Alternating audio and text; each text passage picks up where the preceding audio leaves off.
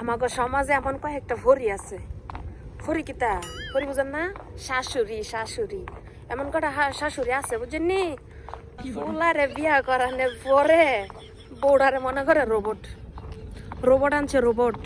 ফুলারে তো বিয়া করা নাই, বিয়া নামক সার্টিফিকেট দিয়া রোবট বিয়া করে আনছে।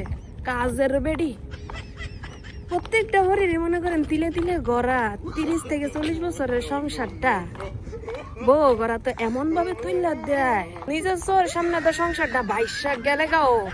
এই যে বয়া দিব দুয়ার উড়ানো মাইজ জাল বয়াতে উঠবো না, এই বয়াতে উঠবো না হরিরা কে লেগে ওই যে রোবট আছে রোবটেরা তো দিয়ে দিছে না সংসারটা। আবার ওই সংসারে একটু পানেতে চুন যা শুরু করে মানে মনে করেন যে এই যে অত্যাচার গুলা ঠিক আছে কিছু কিছু পরিবারে বউ গর্ভবতী যে একটা অত্যাচার, বউ তো না রোবট। এই অত্যাচার গুলা যদি আপনি কারো কাছে শেয়ার করতে যান আবার আপনার এই জ্ঞান দিব যে কি ধাক্কা মাইও কি করবা আজ যা ভরিরে সেবা করো কালকে তোমার ফুত হইলে তোমার বউ তোমার সেবা করবো।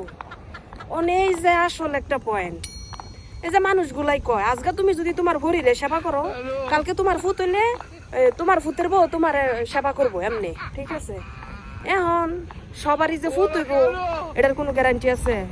আমার দেহার মধ্যে তো অনেকেরই ফুত হয় না, খালি জি হইতেই থাকে জি হইতেই থাকে। হেরা যারা বছর হরি করে সেবা করে আইছে হ্যাঁ করে আল্লাহ কেটা সেবা করবো?